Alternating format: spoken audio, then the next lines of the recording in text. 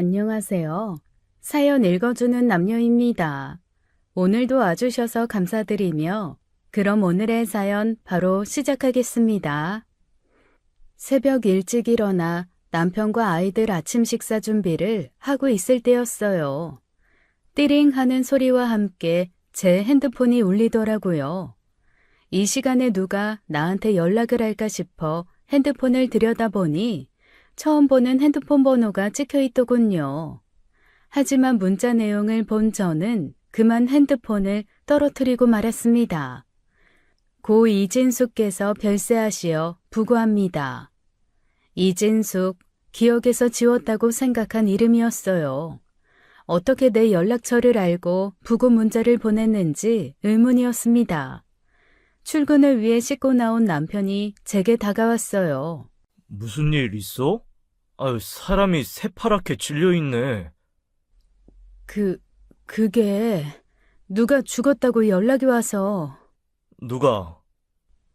옛날에 알던 사람. 준비하고 가봐야겠네. 가까웠던 사람이야? 아니, 멀어야만 했던 사람. 어? 그게 무슨 말이야?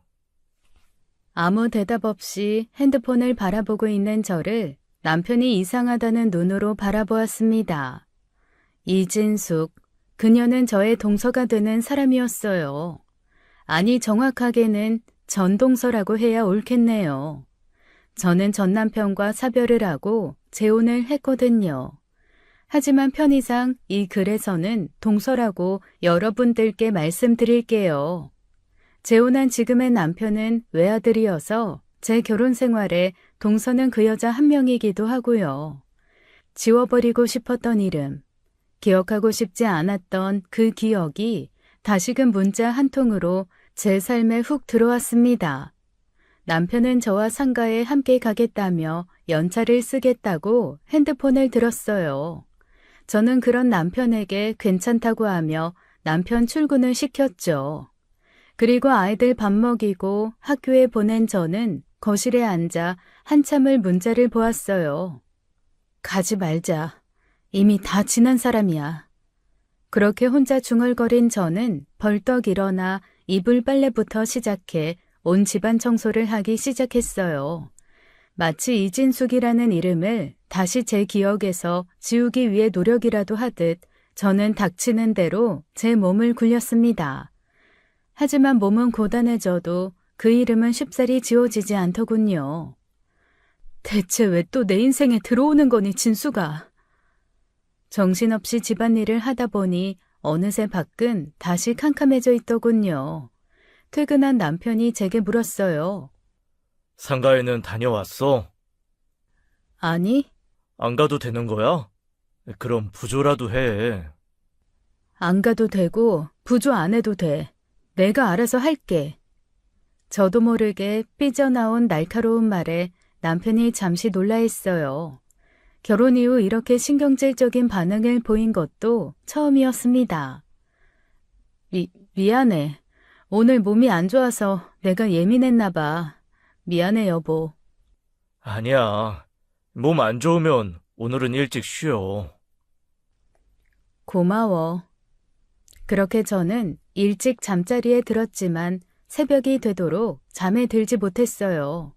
다음 날 저는 결심을 하고 이진숙, 동서의 장례식장으로 향했습니다. 그곳에서 동서의 마지막을 보면 제 마음에서 영원히 떠나보낼 수 있을 듯한 기분이 들었거든요. 동서의 장례식장은 경기도 북쪽의 조용한 동네였습니다. 작은 장례식장이었고 그 안에서도 가장 작은 방이 동서의 상가였어요. 그럼에도 불구하고 사람들이 없어 텅 비어있는 듯 했습니다. 동서의 영정에 국화를 바치고 영정사진을 바라보는데 마치 저를 쳐다보는 듯한 동서의 눈빛에 저도 모르게 시선을 돌렸습니다. 한쪽 구석에서 육개장과 소주 한 병을 놓고 앉아있던 중년 남성이 저를 바라보는 게 느껴졌어요. 저는 부조금을 내고 급하게 상가를 나왔습니다. 그런데 그 중년 남성이 저를 따라 나오더군요. 저 혹시 김미연 씨? 그 남자는 자신의 핸드폰을 한번 보고 저를 한번 바라보며 묻더군요. 아마도 핸드폰에 제 사진이 있는 듯 했습니다. 순간 저는 이 남자가 동서의 남자들이나 전 시동생과 관계가 있는 사람인가 싶어 두려움이 느껴졌어요. 누구신데요? 아, 저 수상한 사람 아닙니다. 자이고. 남자가 품에서 꺼낸 것은 명함이었어요. 변호사 노문수. 하지만 명함이라는 것은 아무나 되는 대로 만들면 그만인 거죠. 제가 그동안 동서에게 당한 것이 얼마인데 저 남자의 말을 곧이곧대로 믿을 수는 없었어요. 저는 고인이 되신 이진숙님께서 살아계실 때 의뢰를 맡은 변호사입니다. 그런데요? 그게 저와 무슨 상관이죠? 그 의뢰 내용의 주체가 김 의원님이셔서요. 이진숙님께서 살아생전에 좀 특이한 의뢰를 부탁하셨는데 하여간 여기 이렇게 서서 이야기할 주제는 안 되고 시간 되실 때 연락 주시면 설명드릴게요. 아니요. 저 지금 이후로 시간 안 되니까 지금 설명 주세요. 다른 분들이 들으면 안 되는데. 자신을 변호사라고 소개한 남자는 주변을 둘러보기 시작했어요. 하지만 손님도 없는 상가에 그 남자의 말을 훔쳐들을 사람은 전혀 없었죠. 유산 문제입니다. 유산이요? 네, 이진수님께서 김미연 씨에게 유산을 남기셨어요. 좀 특이한데 자기 장례식장에 김미연님께서 오신다면 유산을 모두 김미연 씨에게 남긴다는 유언을 남기셨거든요. 그게 무슨... 저한테 그걸 왜... 동서한테... 아니, 이진숙 씨한테 다른 가족도 있을 테고 무엇보다 이진숙 씨 남편이... 이진숙 씨 남편분인 박현태 씨는 이미 고인이세요. 네? 죽었다고요? 언제요? 왜요? 그런 것까지는 제가 잘 모르죠. 아무튼 유산 상속 절차도 있고 하니 시간 꼭 내셔서 저희 사무실에 오시면. 아니요. 저 그거 안 받아요. 네? 안 받으신다고요? 네. 저하고는 상관없는 돈입니다. 그러시면 제가 곤란해요. 저는 법대로 유언장을 집행해야 하고, 그리고 고인이 남기신 유산 금액도 상당한데. 그런 건 전 모르겠고 전 더 이상 이진숙 씨하고 엮이는 게 싫어요. 제가 유산 안 받는다고 하면 끝 아닌가요? 제가 법은 잘 모르지만 상속포기 이런 게 있잖아요. 그런 것도 충분히 가능하죠. 그런데 유산이 얼마나 되는지는 인지하시고 포기를 하시든 하셔야죠. 동산이며 예금 등 합치면 127억쯤 되는데. 127억이요? 그걸 왜 저한테 남겨요? 저야 모르죠. 아무튼 꼭 한번 사무실로 찾아주세요. 상속 포기를 하더라도 한 번은 오셔야 해요. 저는 분명 전달했습니다. 동서의 장례식장을 나와 집으로 향하는데 어질어질했어요. 대체 동서가 왜 그 큰 돈을 제게 남겼는지 알 수도 없었죠. 동서를 처음 만난 것은 2003년의 여름이었어요. 당시 저는 지금은 죽은 전 남편과 결혼 생활 중이었어요. 결혼하고 얼마 안 가서 남편이 가게를 차린다고 신혼집을 팔았습니다. 그래서 어쩔 수 없이 당분간 시집에 들어가 살고 있을 때였죠. 그날도 지긋지긋하게 무더운 어느 여름날이었어요. 저는 땀을 뻘뻘 흘리며 마당에 물을 뿌리고 있었는데요. 시동생이 결혼할 사람이라고 동서를 데리고 왔죠. 그때가 제가 결혼한 지 4년 차였는데 시동생은 그때까지도 별다른 직업이 없었어요. 남편 말에 의하면 그 이전에도 없었대요. 그러면 시어머님이 혼내기라도 해야 할 텐데 시어머님에게 시동생은 그저 금지옥엽이었어요. 그러니 시동생이 더욱 정신을 못 차릴 밖에요. 그런데 시어머님께서 그러시는 이유도 있었어요. 시어머님께서 시동생을 임신했을 때 시아버지께서 돌아가셨거든요. 사고로요. 그러니 시어머님께서 시동생을 혼자 키우며 더욱 애지중지 키우신 것 같아요. 아무튼 그런 시어머니의 마음과는 별개로 시동생은 그저 시어머님 집에 살면서 한량처럼 술 마시고 친구들과 낚시 다니고 빈둥거리는 사람이었죠. 돈이야 시어머니 주머니에서 끊임없이 나왔으니까요. 그런 시동생이 결혼을 한다고 갑자기 동서를 집에 데리고 왔는데 제가 얼마나 놀랐겠어요. 엄마, 나왔어. 어? 형수님. 인사해, 우리 형수님이셔. 형수님, 여기 저랑 결혼할 사람, 진숙이에요. 안녕하세요. 처음 뵙겠습니다. 저 이진숙이라고 합니다. 서방님 결혼할 사람이요? 오신다면 미리 말씀을 주시지. 지금 어머님 친구분 집에 나가셔서 없으신데. 죄송해요. 현태 씨가 갑자기. 아니에요. 진숙 씨한테 말한 게. 저 그러지 말고 어서 들어오세요. 반가워요. 저는 김미연이라고 해요. 점심 안 드셨죠? 아직 전이에요. 엄마는 왜 하필 오늘 자리를 비워? 그럼 형수, 점심 좀 부탁해요. 들어가자, 진수가.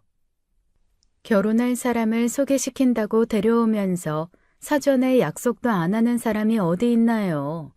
그래도 손님 맞이를 해야 했기에 일단 저는 급한 대로 이것저것 차려서 시동생과 예비 동서 점심상을 차려주었어요. 시어머님은 그 시절에도 핸드폰을 따로 들고 다니지 않으셨기에 연락할 방법도 없었습니다. 보통 친구분 집에 가시면 저녁 즈음에나 돌아오시니 기다릴 수밖에요. 시동생은 점심을 먹으며 반주까지 거하게 마시더군요. 예비 동서는 익숙한 듯 그 옆에서 술잔에 술을 따라주고 있었고요. 곧 시동생은 술에 취해서는 거실에 대자로 누워 잠이 들었습니다. 집에는 저와 예비 동서가 어색하게 마주하게 되었죠. 보아하니 동서는 예비 시댁에 인사드리러 왔으면서 선물 하나 없이 빈손으로 왔더라고요. 저는 동서에게 잠시 나가자고 하고는 집 근처 장으로 갔어요. 어머님께서 굴비하고 홍시를 좋아해요. 몇 가지 준비해서 선물로 드리면 좋아하실 거예요. 저한테 궁금한 거 없어요? 묻지를 않네. 네? 저녁에 어머님께서 오시면 이것저것 물어보실 테니 그때 들으려고 했어요. 괜히 제가 이것저것 물어보면 2번 답해야 하잖아요. 진숙 씨, 굴비는 이걸로 살까요? 웃기네. 원래 잘난 척을 그렇게 해요? 쓸데없이 잘난 척하지 말아요. 지금도 선물 안 사왔다고 꼽주는 거 내가 모를 줄 아나? 현태 씨가 급하게 가자고 해서 빈손으로 온 거예요. 나도 밥 먹고 나가서 어머님 선물 준비하려고 했다고요. 아니, 진숙 씨, 그게 아니라.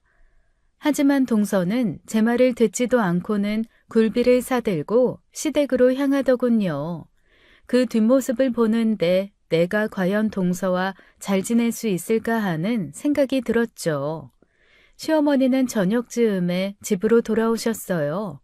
시동생이 예비 며느리를 데리고 왔다는 소식에 시어머니는 한박 웃음을 지으며 좋아하셨어요.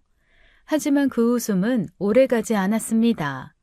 부모님은 뭐 하시는 분이냐, 너는 어느 학교를 나왔고 현재 무슨 일을 하냐 라는 질문의 대답을 동서에게 들은 시어머니는 얼굴이 벌개지셨습니다. 현태야, 제가 지금 뭐라고 하는 거냐? 제가 지금 돌아버린 게 아닌 이상 뭔 염치로 내 집에 나타난 거야? 엄마, 왜 그래? 우리 진숙이 무안하게. 괜찮아, 진숙아. 우리 엄마 원래 성격이 좀 세서 말을 험하게 하는 편이야. 속마음은 그런 거 아니니까 걱정 마. 이 녀석아, 네가 뭐가 부족해서 저런 걸 만나? 안 된다. 결혼 절대 허락 못해. 예미연아, 가서 소금 가져와라. 어머님, 고정하세요. 정말 쪽팔리게 왜 이래? 엄마, 형이 형수 데리고 왔을 때는 그렇게 좋아하더니 우리 진숙이한테는 왜 이래? 갖다 붙일 걸 갖다 붙여. 어디 부모도 없고 고등학교도 못 나온 애를 데리고 와서는. 뭐? 결혼? 그래, 그것까지는 그렇다 치자. 뭐, 다방에서 일을 해? 아이, 그냥 주방에서 요리 만들고 청소 정도 한 거라니까. 에라이, 이 썩어 문드러질 놈아. 네, 맞아요. 시어머니가 저렇게 펄쩍 뛰며 결혼을 반대한 이유는 동서의 배경 때문이었어요. 동서는 고아의 고등학교 중퇴에 다방에서 일하고 있던 여자였어요. 시어머니께서는 결국 주방으로 들어가 굵은 소금을 가지고 나와 동서에게 뿌리려 했죠. 그 사달은 제가 시어머니 허리를 붙잡고 말리고 나서야 일단락 되었습니다. 그렇다고 끝은 아니었어요. 결국 시어머니는 결혼을 반대하며 머리 싸매고 누우셨어요. 하지만 시동생은 어려서부터 원하는 것은 다 가지고 마는 성격이었대요. 시동생도 집 나가 둘이 애 낳고 살며 자기 엄마 안 보겠다고 강수를 들자 결국 시어머니는 두 손 두 발 다 들고 결혼을 승낙하셨습니다.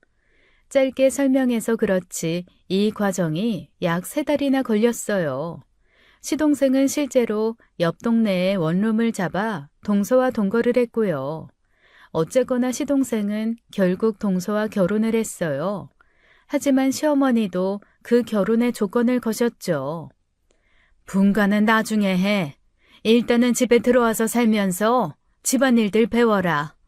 부모도 없는 것이 뭐 배운 게 있겠냐. 내 아들 고생시키지 말고 일단 배우고 내가 허락하면 분가해라. 네, 알겠습니다, 어머님. 그리고 그 정신 나간 다방은 당장 그만두고. 네, 알겠습니다, 어머님. 그만둘게요. 허락해 주셔서 감사합니다. 아이고, 내 팔자야. 현태 아버지, 내가 이딴 며느리 드리려고 현태를 그렇게 애지중지 키웠나 보. 아이고, 아이고. 그렇게 동서는 시댁에 들어와 살게 되었어요. 물론 저도 당시 시댁에서 살고 있었기에 그 집에서 저희 부부와 시동생 부부가 함께 살게 되었죠. 동서의 순환은 결혼을 함으로 끝이 아니었습니다. 오히려 더 심해졌죠. 시어머니는 동서에게만은 정말 무서운 사람이었어요. 못하면 당연히 혼이 났고 잘해도 혼이 났습니다. 그냥 매일 혼이 났던 거죠. 나중에 동서를 보니 시어머니 목소리만 들려도 깜짝깜짝 놀라며 경기를 일으키더군요. 저는 그런 동서가 안타까웠어요. 그래서 제가 더 신경을 쓰며 챙겨주려 했지만 동서는 저를 무척이나 싫어하는 듯 했습니다. 그땐 이유를 몰랐어요. 저를 싫어하는 이유를요. 나중에 동서 결혼에 충격적인 비밀을 알고 정말 기겁을 했지만요. 그러던 어느 날이었어요. 보통 아침상은 저와 동서가 차리고 있었어요. 시어머니가 아침밥을 굉장히 중요하게 생각하는 어른이라 저희 며느리들은 새벽 5시에 일어나서는 아침밥을 차렸는데요. 그날따라 동서가 방에서 나오지를 않더라고요. 물론 아침상 정도는 제가 혼자서 차려도 됩니다. 하지만 시어머니가 그 모습을 보신다면 동서는 또 일주일 이상은 시어머니 욕을 달고 살게 뻔했죠. 그래서 조용히 동서 부부가 지내는 방문 노크를 해보았어요. 답이 없어서 조심스럽게 문을 열고 들어가 보았죠. 시동생은 외박을 했는지 방에 없었는데요. 동서는 이미 잠에서 깨어나 있었죠. 동서, 일어났어? 뭐하고 있어? 어서 아침상 차려야지. 어머님 불호령 떨어져. 그게... 하지만 동서는 제 말에도 당황해하며 이불을 붙들고 있을 뿐 자리에서 일어나지를 않았어요. 그때 요란하게 집 전화가 울리기 시작했죠. 잠시 후 시어머니가 전화를 받는 소리가 들렸어요. 어머님 일어나셨다. 동서 어서 준비하고 나와. 큰애야, 작은애는 아직도 안 일어난 거냐? 네? 아니에요, 어머님. 동서 일어났어요. 어서 아침상 준비할게요. 됐다. 현태가 간밤에 네 작은아버지랑 술 한잔하면서 사고를 친 것 같다. 어서 거기 가봐야 하니까 어서들 준비해라. 얘 준태야, 어서 일어나. 네 동생 사고 쳤다. 아마도 시동생이 간밤에 작은 아버님을 만나 술을 마시다가 폭력 사태에 휘말린 듯 했어요. 남편도 어거지로 일어나 자기 동생인 시동생 욕을 하며 외출 준비를 했죠. 저도 급히 옷을 차려입는데 남편이 저는 집에 남으라고 하더군요. 당신은 집에서 집 지키고 있어. 오늘 11시에 송씨 아저씨 오셔서 창고에 있는 트랙터 가져가실 거야. 아저씨가 대금 주면 잘 챙겨둬. 내가 안 가도 되겠어? 당신이 가서 뭐 할 게 있다고. 다녀올게. 그렇게 집에는 저만 남고 온 가족이 시동생이 있는 파출소로 출동을 했어요. 그런데 그때까지도 동서는 방에서 안 나오고 있더라고요. 결국 시어머니의 불호령이 떨어졌죠. 너는 여지껏 준비 안 하고 뭐 했니? 응? 내 말 못 알아들었냐? 네 서방이 지금 사고 쳐서 파출소에 잡혀 있다고 안 하냐? 저들여 터져서는 어서 빨리 나오지 못해? 네, 어머님. 지금 나갈게요. 그제야 동서가 느그적 일어나 겉옷을 입고는 집을 나섰어요. 저는 가족들을 배웅하고 다시 집으로 돌아왔죠. 집에 남겨진 사람이 저 혼자이니 일단 청소부터 했어요. 저희 부부방 이부자리를 치우고 동서방 이부자리도 정돈을 하려고 하는데 그때 알겠더라고요. 동서가 쉽사리 자리에서 일어나질 못한 이유를요. 글쎄 동서가 이부자리에 실수를 했었나 봐요. 이불들이 모두 축축하고 지린내가 진동을 하더라고요. 아, 이래서 나오지를 못하고 있었구나 싶었습니다. 이걸 어떻게 해야 하나 고민이 되었어요. 모른 척하고 가만두자니 저녁 때 돌아올 시동생이 눈치챌 테고 시동생 성정이라면 자기 아내를 위해 모른 척하기보다는 자기 엄마부터 찾을 게 분명했습니다. 그럼 동서는 또 시어머니에게 두고두고 욕을 먹을 게 뻔했어요. 그렇다고 제가 치우자니 또 동서의 그 성격에 부끄러워서 제게 지랄을 할 게 뻔했고요. 결국 고민을 하다가 제가 치우기로 마음을 먹었습니다. 에휴, 그래. 욕을 먹더라도 내가 동서한테 한마디 듣고 말지. 업보다 생각하자. 아휴. 동서 부부 이불만 빨면 좀 이상해 보일 것 같기도 하고 이불 빨래를 할 때도 되었기에 겸사겸사 저희 부부 이불과 시어머니 이불도 한꺼번에 빨아버렸습니다. 하다 보니 집안 대청소가 되더라고요. 하루가 눈 깜짝할 사이 지나가 버렸고 밤이 되어서야 남편과 시모 그리고 시동생 부부가 집으로 돌아왔습니다. 넌 이 자식이 그 성격 안 죽이고 사냐?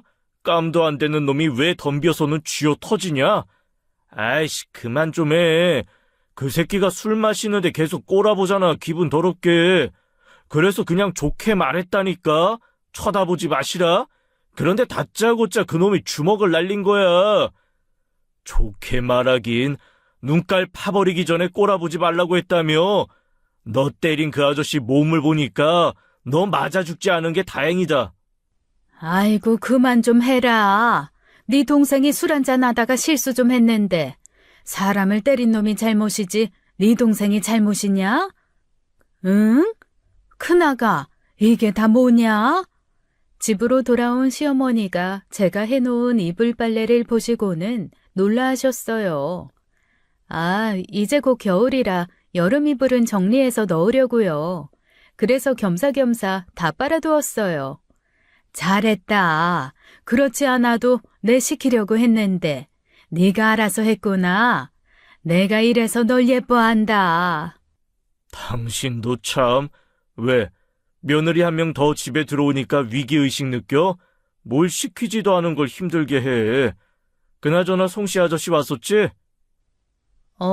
낮에 오셔서 가져가셨어.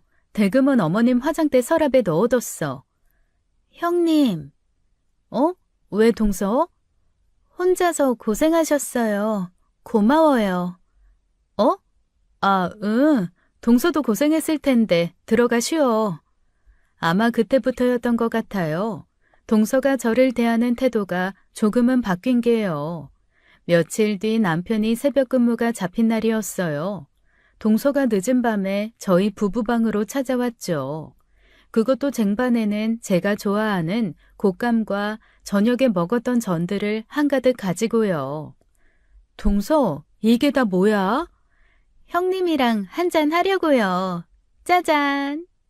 세상에, 동서 치마 속에는 시동생이 선물로 받아 아껴둔 양주까지 한 병 있더라고요. 어머, 동서, 어머님 하시면 우리 줄초상 치러. 걱정 마세요. 어머님 초저녁에 드라마 보시고 이미 잠자리 드셨어요. 오늘은 우리 며느리들끼리 술 한잔 해요.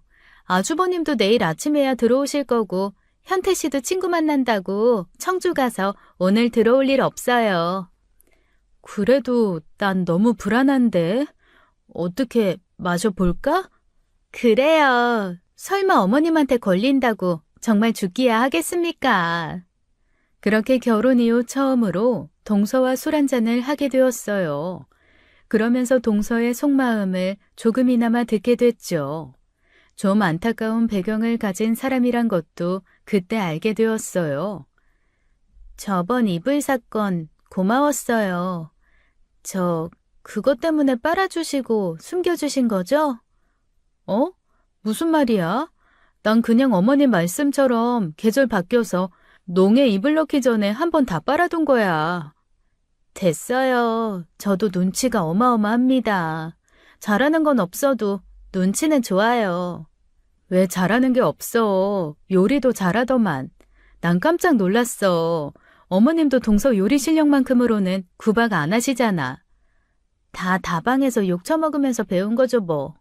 전 사실 고아원에서 살다가 거기 나와서는 다방에서 살았거든요.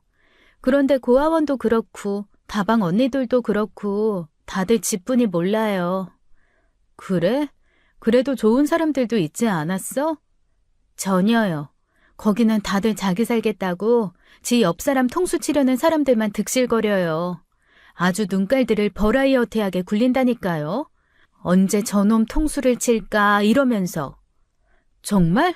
왜들 그래? 다들 친하게 지내면 안 되나? 안 되지. 착하게 굴다간 그 사람이 가장 먼저 뒤통수 쳐맞고 요단강 건널걸?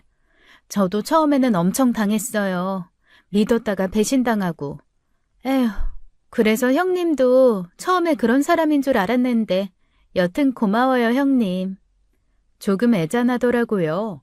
제가 동서를 위해 해준 게 고작 이불 빨래 하나였는데 정말 별거 아니잖아요. 전 살면서 남들에게 그런 배려, 기억도 못할 만큼 많이 받아보았어요. 그런데 동서에게는 그 별거 아닌 게 아니었던 거였어요. 동서의 고맙다는 그 말에 갑자기 울컥하더라고요.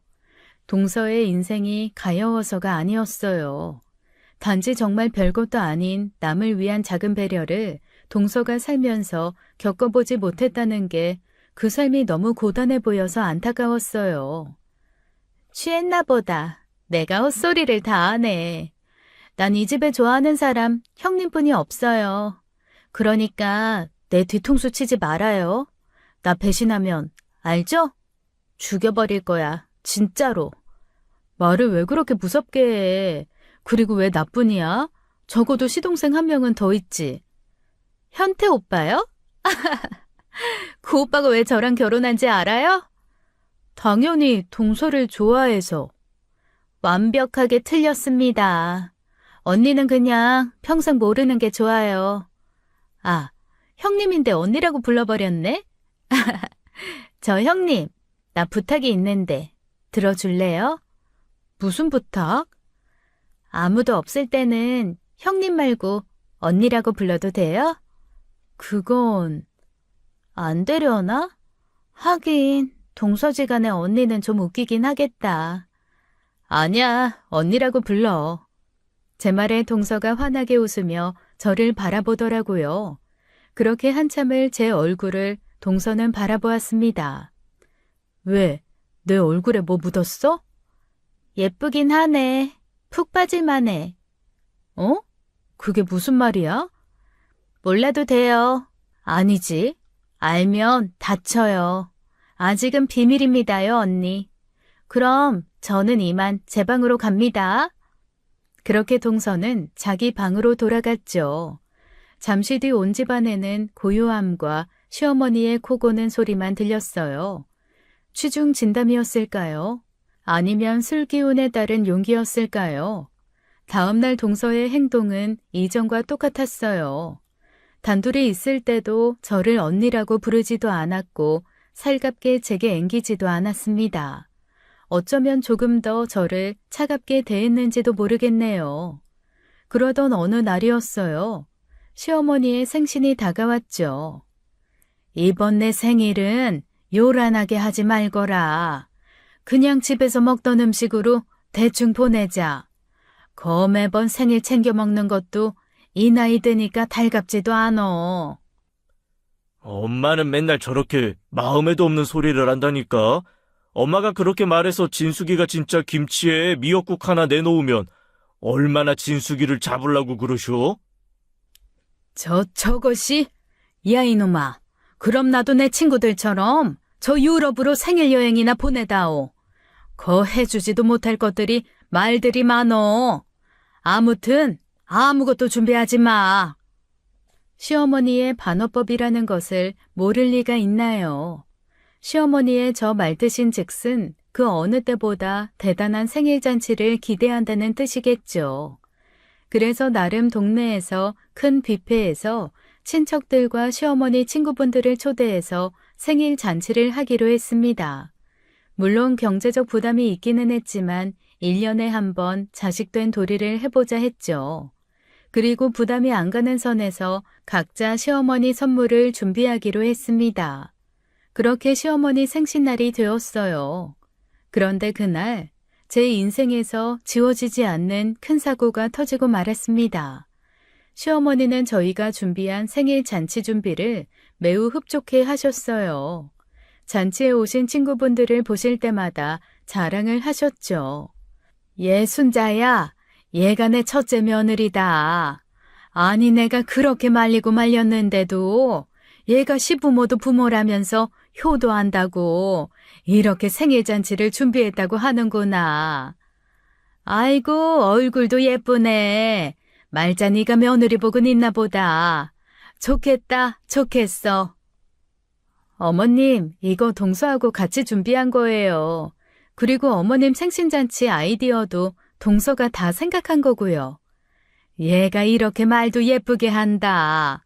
아무렴 서울에 있는 좋은 대학 나온 너하고 고등학교도 못 나온 둘째하고 생각의 깊이가 같겠어? 괜히 네 공을 남한테 돌리지 말거라. 그게 아니라 진짜 얘가 워낙 똑똑해서 집에서 살림도 다 맡아서 하면서 그 무엇이냐? 불이서? 프리랜서요? 그래. 집에서 그 프리랜서인지 뭔지도 하면서 돈도 벌어온단다. 이렇게 똑부러지는 며느리가 어디 또 있겠어.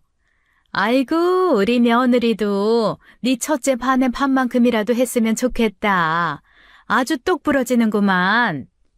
시어머니께서 그런 말씀들을 안 하셨다면 사고가 터지지 않았을까요?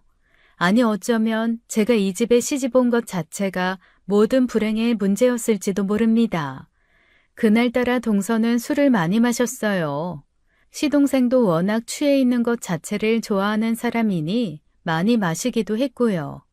시동생 부부는 모두 술에 취해 식당에 자체적으로 마련되어 있는 노래방 기기로 노래들을 불렀습니다. 저도 남편도 시어머니도 모두 적당히 취해서 흥에 겨워 다들 즐기고 있었고요. 그런데 동서가 점점 더 취해가는 게 보였어요. 몸을 가누는 것도 힘겨워 보였죠. 동서, 이제 그만 마셔. 많이 취하겠어. 오늘 같은 날 마시지 언제 마셔요? 그러지 말고 형님도 마셔요. 왜요? 대학 나온 사람들은 술도 안 마셔요? 여보, 우리는 대학도 못 나왔으니까 마셔도 되지? 아닌데. 아주버님도 많이 마시네. 동서, 그러다 실수해. 이제 그만 마시자. 아씨, 기분 좋은데 자꾸 기분 잡치게 할래요? 재수없게. 형님이나 그만 마셔요. 진수가, 뭐해? 네 곡이야. 빨리 분위기 좀 띄워봐. 다들 박수! 얘 현태야, 제 술 좀 그만 마시게 해라. 친척 어르신들도 많은데 적당히들 좀 마셔. 우리 어머니 또 잔소리. 아이, 진수가, 술 그만 마셔라. 네 시어머니 잔소리 시작됐다. 그럼 남은 술은 이 불효자가 다 마시겠습니다. 그때였어요. 마이크를 들고 노래를 상 위에서 부르겠다던 동서가 상에서 굴러 떨어지고 말았죠. 와장창 소리와 함께 동서는 시어머니가 앉아있는 상으로 넘어졌습니다. 그리고 상 위에 있던 전골이 시어머니 앞으로 쏟아졌죠. 아, 뜨거! 아이고 뜨거워! 아, 이거 싸! 어디서 술주정이야? 저와 남편이 놀라서 급하게 찬물을 시어머니 치마 위에 쏟아부었습니다.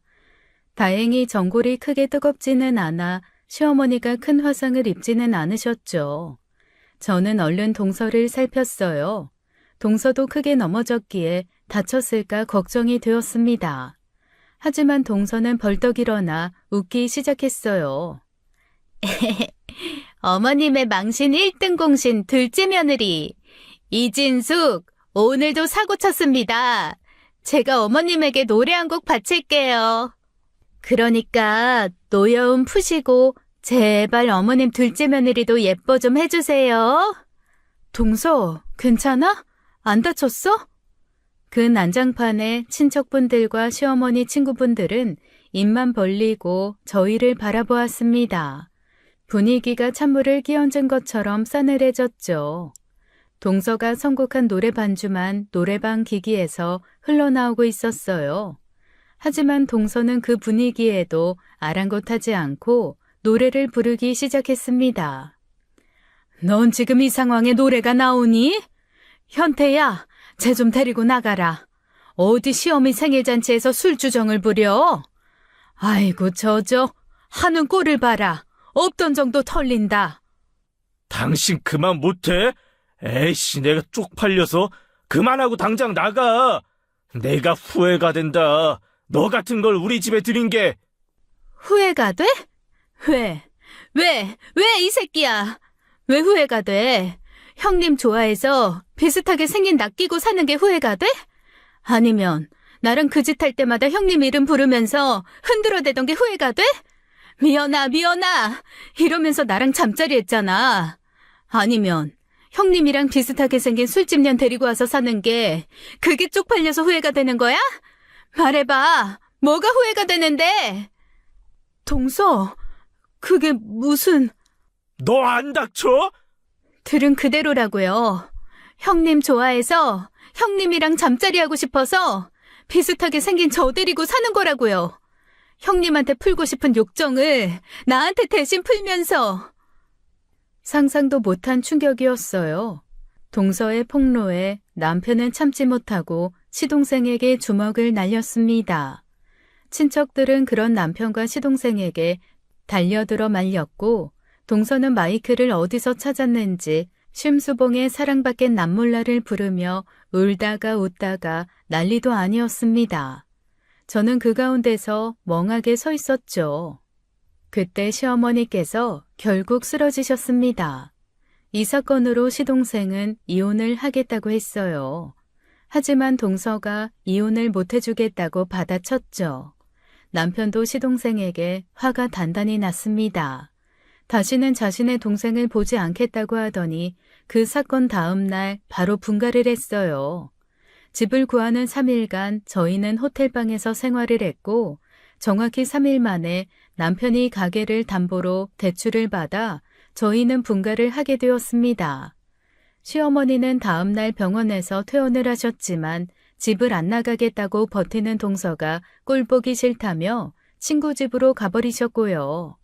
한마디로 완벽하게 박살이 난 시어머니의 생신잔치였고 제 시댁이었고 제 결혼 생활이었습니다. 그 사건 이후 저희 부부 사이도 금이 가기 시작했어요. 그 시작은 남편의 말이었어요. 당신이 현태한테 먼저 꼬리친 거 아니야?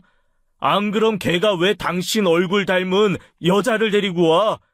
평소에 당신이 뭔 짓을 했길래 걔가 그런 미친 짓을 하겠어? 어이가 없었습니다.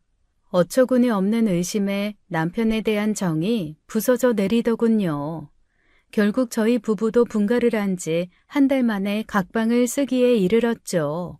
남편은 매일 밤 늦게 들어왔어요.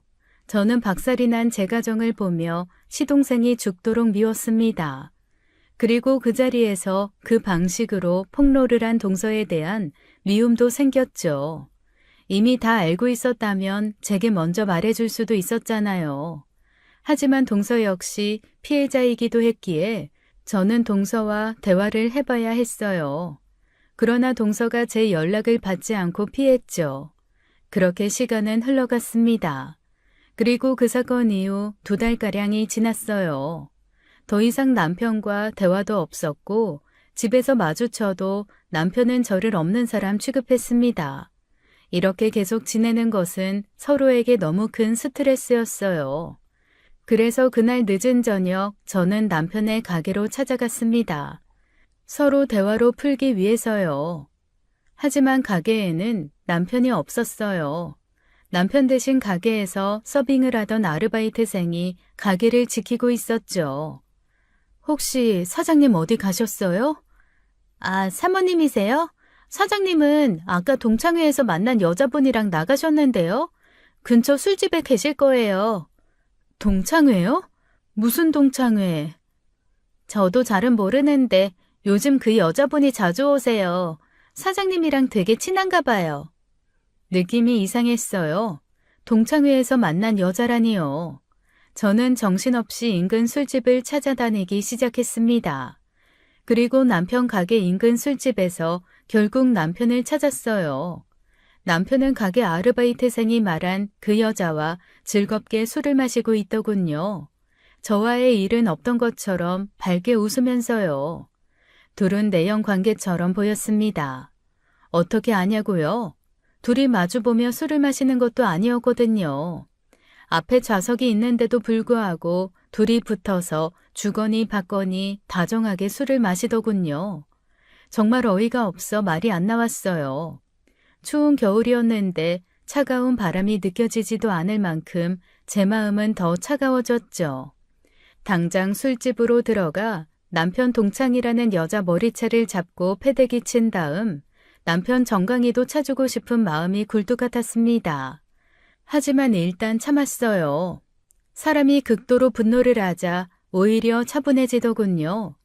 그 순간 남편은 이미 제게 끝난 사람이었습니다. 그러니 차분하게 증거를 마련해서 이혼을 하는 게 우선이었죠. 1시간을 넘게 술집 밖에서 그 안을 바라보며 기다렸습니다. 남편은 틈틈이 그 여자 손을 잡고 볼에 뽀뽀를 하고 난리더군요. 추운 날씨에 기다림이 힘들었지만 남편 놈을 어떻게 죽일까 상상하며 참았어요. 결국 남편과 그 여자가 계산을 하고 가게에서 나오더군요. 적당히 거리를 두며 남편을 미행했습니다. 패딩에 모자를 뒤집어 쓰고 있었고 멀찍이 떨어져 남편을 따라가니 저를 알아보지 못하더군요. 하긴 술도 취했겠다 그 여자한테 달아올라 주변은 보이지도 않았겠죠. 역시나 남편과 그 여자는 2차로 모텔을 가더라고요. 저는 그 모든 과정을 사진으로 남겼습니다. 이혼의 증거 자료로요. 남편과 그 상간녀는 정확히 2시간 14분 있다가 모텔에서 나오더군요. 아직도 그 시간이 기억이 나요. 저는 모텔 문으로 걸어 나오는 그 상간녀 정강이를 후려차버렸어요. 아! 뭐야! 모텔 입구가 내리는 눈으로 미끄러워진 상태여서 상간녀는 바로 길거리에 발라당 엎어져 버렸죠. 남편이 급히 달려와 상간녀를 일으키려 하기에 남편도 발을 걸어 넘어뜨려 버렸습니다. 네 동생 그렇게 욕하더니 너는 뭐가 더 대단해? 불륜이나 하고 다니는 쓰레기 새끼야. 미쳤어? 너 지금 뭐 하는 거야? 자기야, 아니 이 미친년이 누구야 대체? 누구긴 누구야. 이 쓰레기 새끼 마누라다. 남의 남편 꼬셔서 모텔이나 들락거리는 거사. 너희 둘 다 쓰레기야. 자리에서 일어나는 남편 뺨을 쳐버렸습니다. 그렇게 남편과 상간녀에게 분풀이를 하고 택시를 잡아 집으로 왔어요. 바로 현관문 비번을 바꿔버려 남편 못 들어오게 하고 이혼을 준비하려고 했죠. 남편이 어느새 저를 따라왔는지 집으로 달려 들어오더군요. 너 진짜 미쳤구나. 미행한 거야? 아주 가지가지를 한다. 미친 건 너지. 바람 피우고 다니면서 참 말도 뻔뻔하게 한다. 피는 못 속인다더니 너나 네 동생이나 참들 추잡하다. 이혼해. 당장 이혼하자고. 그래, 이혼하자. 나도 더는 못 참겠어. 네가 내 동생한테 뭔 짓을 했는지 모르겠지만 너 같은 여자랑 더는 못 살아. 웃기고 있네. 네 동생이 나한테 그 더러운 욕정 품고 있었던 걸 내 탓으로 돌려? 너도 마찬가지야. 개쓰레기들. 그렇게 저희는 대판 부부싸움을 했습니다. 저는 소송이혼을 불사했어요. 남편이 소리를 지르고 나가버리고 저는 잘 마시지도 않는 술을 찾아 마시고는 잠에 들었습니다. 어떻게 잠에서 깼는지 모르겠어요. 숙취로 머리가 깨질 듯 아픈데 전화기가 계속 울리더군요. 받을 기운도 없어 무시했지만 전화는 계속 왔습니다. 간신히 눈을 떠서 핸드폰을 보았는데 모르는 번호였죠. 짜증 섞인 목소리로 전화를 받았어요. 김미연 씨 맞으십니까? 네, 맞는데요. 누구세요? 남편분인 박춘태 씨, 새벽 3시경에 사망하셨습니다. 병원에 오셔서 시신 인도 절차를. 정신이 번쩍 들었습니다. 휴대폰을 들고 있는 손이 벌벌 떨렸습니다. 남편의 장례식은 3일장으로 치러졌어요. 시어머니는 장남의 죽음을 견디지 못하고 장례식장에서 여러 번 쓰러지셨습니다. 그때마다 병원으로 실려가셨다가 다시 오시기를 반복하셨죠. 시동생과 동서는 장례식장에 나타나지 않았어요. 연락도 되지 않았습니다. 그리고 며칠 후 경찰 조사 결과가 나왔어요. 남편은 집을 나가 새벽까지 포장마차에서 혼자 술을 마셨다고 하더군요. 포장마차 사장님 증언에 의하면 남편은 울면서 술을 마셨다고 했습니다. 새벽 3시경 비틀거리며 집으로 향하던 중이었대요. 골목길에서 누군가에게 둔기로 머리를 맞고 쓰러졌고 그 자리에서 숨을 거뒀다고 했습니다. 경찰은 주변 CCTV를 샅샅이 조사했어요. 범인은 검은 옷을 입고 모자를 눌러쓴 남자였어요. 경찰이 동선을 추적한 끝에 범인을 체포했는데 놀랍게도 그 범인이 시동생이었습니다. 저는 그 소식을 듣고 그 자리에서 주저앉았죠. 시동생은 묵비권을 행사하며 범행 이유를 말하지 않았다고 했습니다.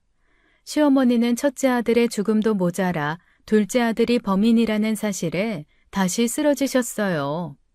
이번엔 정말 위독하셨죠. 병원으로 이송되었지만 의식을 회복하지 못하셨습니다. 한 달 동안 중환자실에 계시다가 결국 돌아가셨어요. 시어머니는 끝내 둘째 아들의 면회도 거부하시고 눈을 감으셨습니다. 시어머니 장례식장에는 동서가 나타났어요. 검은 정장을 입고 선글라스까지 낀 모습이었습니다. 동서는 영정 앞에서 절을 했지만 눈물 한 방울 흘리지 않았어요. 친척들이 수군거리기 시작했습니다. 동서가 시동생의 만행을 폭로한 그날의 이야기들을 말했죠. 동서가 제 옆으로 다가왔어요. 언니, 오랜만이네요. 아, 언니라고 불러도 되죠? 언니, 많이 힘드셨죠? 그쵸? 아니, 힘들었겠네요. 남편도 죽고 시어머니도 죽고. 동서는 많이 변해 있었어요. 당당한 모습으로 제게 말을 했습니다. 동서, 넌 어떻게? 아주버님이 그년이랑 모텔 들락거리는 거 저 진작부터 알고 있었어요. 1년 전부터? 아니다. 더 됐나? 하여간 꽤 됐죠. 뭐라고? 알고 있었다고? 그럼 왜 나한테 말 안 했어? 내가 얼마나 바보같이. 때를 기다렸죠. 저는 동서를 믿을 수가 없었어요. 동서의 입에서 충격적인 이야기가 계속 나왔습니다. 그날 밤 아주버님 죽은 날이요. 사실 제가 현태 오빠한테 살짝 귀띔해줬어요. 아주버님이 바람 피우는 것 같다고요. 그러니까 미쳐서 날뛰더라고요. 오빠가 눈이 뒤집어져서요. 그래서 제가 진정하라고 술 줬어요. 그러니까 현태 오빠가 벽나발로 불고 막 울면서 집 나가는데 아주 장관이었어요. 너 일부러 그런 거야? 전 그냥 말만 한 거예요. 그랬더니 남편이 자기 형 머리를 쪼개버렸더라고요. 대단한 사랑 아닌가요? 형수를 그렇게 미치도록 사랑해서 매일 밤마다 제 얼굴 보면서 언니 이름 부르면서 그 짓을 하고 형수가 배신당한 걸 알자마자 형을 때려 죽여버렸네요. 와, 진짜 로맨티스트 아니에요? 뭐? 넌 대체 왜 그런 인간이랑 결혼하고 이혼도 안 하고 이런 아수라장을 만든 거야? 무슨 원한이 있었어? 이 집에 무슨 원한이? 그냥 이혼했으면 됐잖아. 아니, 애초에 결혼을 안 했어야지. 원한이요? 아니에요. 원한 없어요. 그냥 저도 결혼해서 잘 살아보려고 했는데 살다 보니 진 빠지더라고요. 그래서 다 귀찮아졌어요. 그러다가 어느 날 그런 생각이 들더라고요. 그래, 내 인생 원래 역 같지. 결혼한다고 좋아질 리가 없지. 이런 인생 뭐까짓 거 한번 다 뒤집어 엎어보자고요. 언니, 재밌죠? 너 정말 미쳤구나. 아쉽게도 멀쩡해요. 미쳤어야 하는데. 그리고 언니, 중요한 거 하나 더 있어요. 아주버님 죽었죠? 시어머니도 죽었죠? 현태 오빠는 시어머니 유산 상속자인 형을 죽였으니 상속 결격자가 되었고요. 아시죠? 그게 지금 무슨... 이제 남은 상속자가 누굴까요? 대습 상속자인 며느리들. 바로 우리예요. 언니랑 저. 시어머니 재산이 얼마인지 아세요? 부동산에 현금까지 합치면 8억은 넘어요. 반반 나누면 4억씩. 괜찮은 위자료 아닌가요? 저는 크게 놀라며 동서를 쳐다봤어요. 동서의 얼굴에는 차가운 미소가 번져 있었습니다. 이딴 거지 같은 집구석. 이 정도 보상은 있어야 하지 않겠어요? 저는 시어머니한테 매일 쌍욕 먹고 머리채 잡히고 소금 맞고 밤마다 남편한테 그렇게 당하고 이제는 그 대가를 받는 거예요. 정당한 보상이라고 생각해요. 갈게요. 마지막으로 언니 얼굴이나 한번 보려고 온 거예요. 잘 지내요. 웃어요. 마지막인데. 웃으며 헤어지자고요. 언니. 동서는 웃으며 장례식장을 나갔습니다. 그 뒷모습을 보며 저는 소름이 돋았어요. 모든 게 동서의 계획이었을까요? 이후 저와 동서는 각각 시어머니 재산 4억을 상속받게 되었습니다. 그 어처구니 없는 상황에 눈물도 나지 않았어요. 저는 모든 걸 정리하고 아무도 저를 모르는 완전히 다른 동네로 떠났습니다. 이 끔찍한 기억을 잊고 살고 있었어요. 그 이후로 동서를 본 적은 없습니다. 그리고 세월이 흘렀어요. 저는 그 끔찍했던 과거를 묻어두고 5년 뒤 재혼을 했습니다. 지금의 남편은 참 좋은 사람이에요. 과거를 묻지도 않았고 제가 말하기 전까지는 캐묻지도 않았죠. 두 아이도 낳았어요. 평범하게 살려고 애쓰며 살았습니다. 재혼하고 다시 14년이 흐른 지금 갑자기 동서 부부 연락과 127억 유산 이야기를 들은 거예요. 고민 끝에 저는 변호사 사무실을 찾아갔어요. 번화가 큰 빌딩 안에 있는 으리으리한 사무실이더군요. 김 의원님 오셨군요. 기다리고 있었습니다. 이진숙님께서 가족도 없으시고 유언으로 김 의원님께 모든 유산을 남기겠다고 명확히 지목하셨어요. 그런데 제가 유증을 포기하면 어떻게 되나요? 127억을 포기하신다고요? 농담이시죠? 아, 정말이세요? 이건 김미연님이 안 받으시면 국가에 귀속됩니다. 하지만 정말 한 번 더 생각해 보시길 권해드려요. 이진숙님이 얼마나 간절히 원하셨는데. 간절히요? 이진숙님이 편지를 남기셨어요. 김미연님께만 전달하라고 하셨습니다. 변호사가 건넨 편지 봉투는 고급스러운 것이었어요. 떨리는 손으로 편지를 열었습니다. 언니에게. 이 편지를 보고 있다는 건 그래도 내 장례식장에 와줬다는 거네. 고맙다는 말을 해야 할까? 시어머니 유산 받아서 서울로 올라왔어. 그리고 그 돈으로 작은 술집 인수했지. 그게 시작이었어. 그 술집을 키워서 팔고 더 큰 술집을 사고 그렇게 10년을 굴렸더니 고급 룸살롱 여러 개를 운영하게 됐네. 돈이 돈을 버는 게 이런 거구나 싶었어. 난 내 말년운이 끝내주게 좋은 줄 알았지. 초년운은 개가 탔으니까. 이제 세상 부러울 것 없이 살만했는데 웬걸? 한번 팔자 더러운 년은 끝까지 더러운가 봐. 암에 걸렸대. 그것도 췌장암 말기.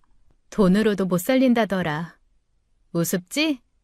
그렇게 평생을 멋지게 살고 싶다고 발버둥 쳤는데 이제 살만하니 죽네. 죽기 전에 내 돈을 누구에게 줄까 고민했어. 그런데 50년 인생을 돌아봐도 아무도 없더라. 딱 한 명 빼고.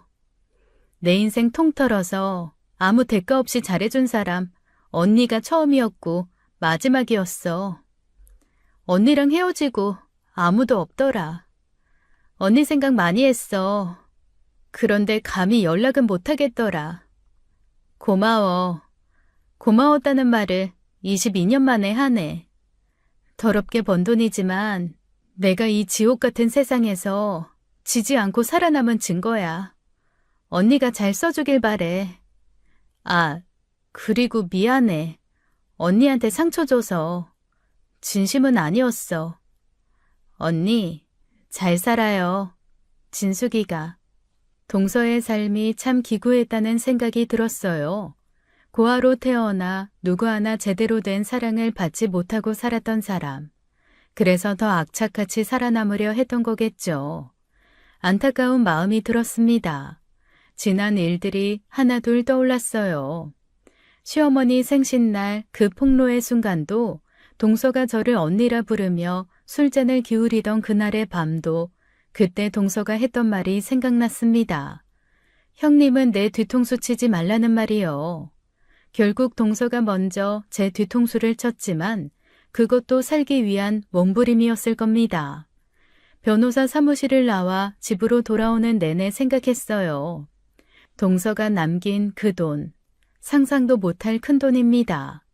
돈이 탐나는 것은 아니었어요. 다만 동서가 제게 유산을 남긴 이유는 자기가 살다 간 흔적이라고 남기고 싶다는 이유였겠죠. 저라면 그 더러운 돈 옳게 쓸 수 있을 거라 믿은 겁니다. 밤이 깊도록 잠이 오지 않았어요. 동서가 살아있다면 무슨 말을 했을까요? 아마 비웃으며 이렇게 말했겠죠. 언니는 여전히 착하네요. 그래서 손해만 보고 사는 거라고. 이 돈을 어떻게 해야 할지 판단이 서지 않습니다. 여러분, 어떻게 해야 할까요? 고견을 부탁드려요. 지금까지 사연 읽어주는 남녀였습니다. 끝까지 시청해주신 여러분 감사드리며 저희는 다음 사연으로 돌아올게요. 감사합니다.